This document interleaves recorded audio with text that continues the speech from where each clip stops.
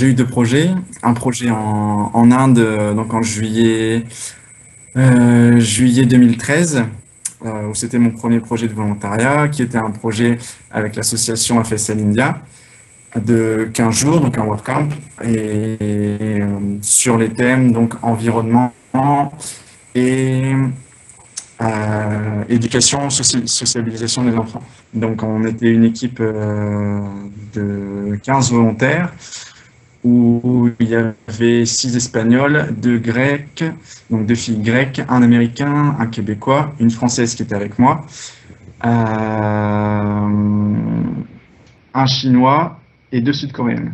Donc par rapport, donc le projet a commencé le lundi, donc c'est terminé 2 semaines après le vendredi. On était hébergés, donc c'était au nord de l'Inde, dans une petite ville qui s'appelait Manali. Et donc nos journées, en fait, les 2 semaines étaient divisées. Il y avait une semaine où les enfants, donc on intervenait dans une école, où les enfants étaient, la première semaine les enfants étaient en école et la deuxième semaine étaient en vacances.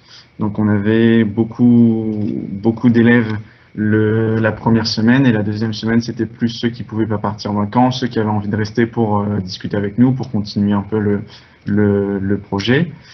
On s'est répartis en 2 équipes, enfin en plusieurs équipes de 2, où donc chacun on avait une classe et on tournait à travers les classes. On avait donc le matin, on était sur donc le projet éducatif, enfin, sur la partie éducative, où là notre rôle principal c'était vraiment d'enseigner l'anglais au maximum pendant 1 heure et demie. Donc on commençait à 9 heures et après. Alors il y avait déjà donc très peu de connaissances parce qu'il y avait, c'était le deuxième WordCamp qui était fait dans cette école et il y avait déjà une équipe de volontaires qui était venue l'année d'avant. Donc ils avaient des petites bases, en sachant aussi que l'anglais est l'une des langues officielles. Les professeurs la voient régulièrement quand même. Donc ils avaient des bases. C'était très léger, mais bon, voilà, on n'a pas eu de mal à communiquer, même si on parlait pas hindi. Les enfants étaient ravis de nous voir, les enseignants aussi nous ont bien expliqué, et pour eux c'était le paradis d'avoir des volontaires. Donc on était tout le temps harcelés de questions: d'où est-ce que vous venez, quel âge tu as. Je pense que 3 semaines c'est un bon compromis. Parce que pour les personnes qui voyagent peu, 2 semaines c'est très court quand on aime le projet. 4 semaines ça commence à être un peu long, mais en général en WordCamp, 3 semaines c'est un bon compromis. Alors, ça s'est fait un petit peu au hasard, parce que comme c'était le premier, je savais vraiment pas quoi choisir. Donc, j'ai regardé les propositions aussi en fonction parce que je travaille en même temps. Donc, en fonction de mes congés, les WordCamps qui étaient disponibles. Et c'est le projet qui m'a plu énormément. Donc, voilà, j'ai postulé sur ce projet qui correspondait aussi à mes créneaux au niveau de mes dates de congé. Les points négatifs, alors j'ai vécu vraiment une expérience extraordinaire parce que j'ai vraiment trouvé aucun point négatif. Alors il y avait peut-être si, allez, un petit truc quand même, c'est qu'au niveau des enseignants, les professeurs qui étaient là nous ont un petit peu laissé en disant bon bah voilà, on vous donne les enfants et ils se sont déresponsabilisés. Donc c'était le petit couac, mais au final ça s'est révélé, enfin c'était parfait parce que les enfants étaient à l'écoute et on avait besoin d'eux très très très rarement. Et les fois où on avait besoin, par exemple, si on voulait se faire comprendre, on appelait la chef d'équipe qui était engagée par FSL India, qui venait. Et, voilà, c'était le seul vraiment point, on va dire négatif, même si c'était pas très négatif. Ah oui, non, c'était vraiment parfait. Bon, voilà, j'étais bien renseigné. J'ai eu mon arrivée au pays, donc c'était un peu compliqué parce que bon, l'Inde, les Indiens sont par exemple, quand tu veux chercher un taxi, voilà, les Indiens, ils vont pas t'amener au taxi, enfin, quand tu veux chercher un hôtel, les taxis vont pas t'amener à l'hôtel où tu veux, ils vont t'amener à l'hôtel où ils ont des accords pour acheter derrière une com. Donc, moi, j'avais plein de recommandations par le SVI, mais j'ai jamais su y aller parce que les Indiens, ils me disaient non, faut pas aller là-bas. Et quand on est sur place, comme c'est la première fois qu'on voyage, on n'est pas trop sûr de soi, donc on va pas prendre les décisions tout de suite, on va pas prendre le pas sur ce que disent les habitants. Donc je me suis laissé embarquer la première fois dans un hôtel miteux.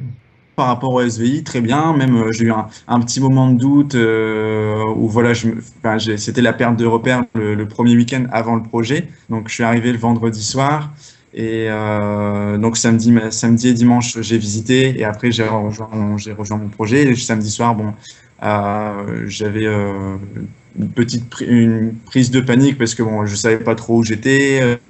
C'était un peu compliqué. Bon, par mail, ça a très bien fonctionné. Il y avait une connexion Internet. Au départ, je partais sur un projet permanent d'un mois qui était sur la protection des animaux et de ceux qui avaient souffert du braconnage. Je me suis retrouvé à être au milieu de nulle part, entre guillemets, et le seul volontaire sur place.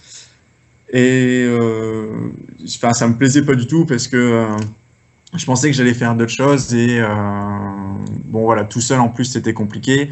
On terminait à 17h et en général en Équateur à 17h il fait nuit donc on peut plus rien faire. Donc le côté de visiter après avoir fait le projet, ben je pouvais plus l'avoir.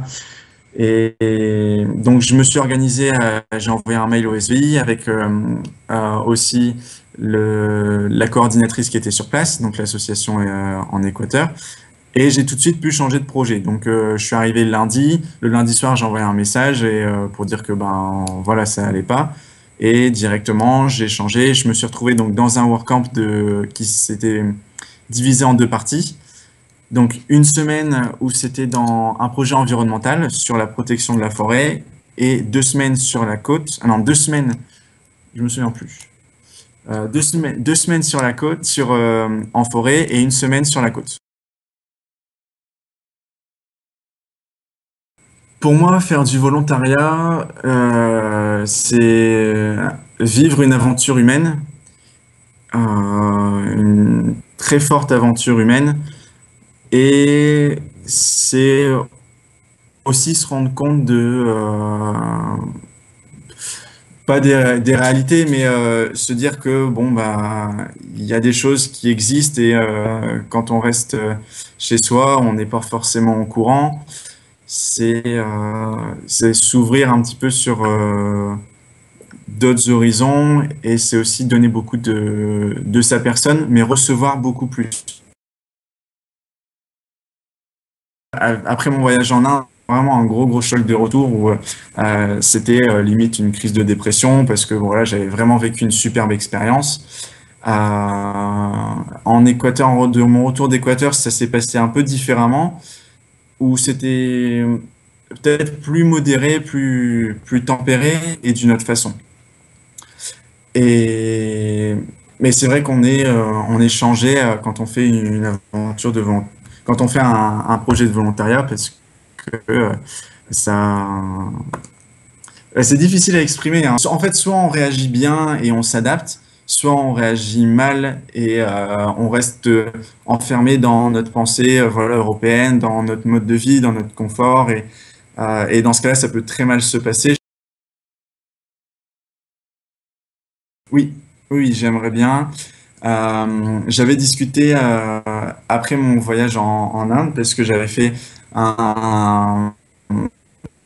donc on avait fait une réunion de retour et donc voilà, j'avais présenté un exposé sur voilà, ce qui s'était passé en Inde avec voilà, des personnes qui m'ont posé beaucoup de questions. J'ai fait un site, une page Facebook où en fait les personnes pouvaient me suivre en temps réel sur l'intérieur, les photos, voilà, tous les moments.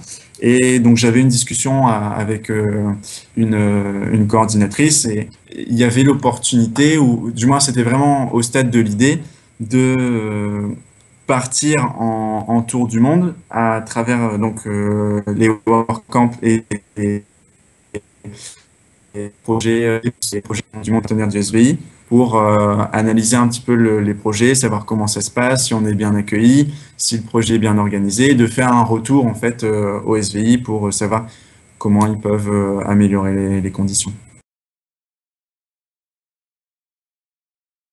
Il faut en fait, je pense, partir en se disant que ça va être différent, totalement différent, et qu'on va devoir s'adapter, trouver d'autres repères, et vraiment vivre l'aventure à 100%, parce que si on la vit en mettant en étant toujours, par exemple, connecté à Facebook ou connecté avec ses amis, avec ses parents, on ne peut pas vivre pleinement l'aventure. Et ça apporte beaucoup plus de difficultés, je pense.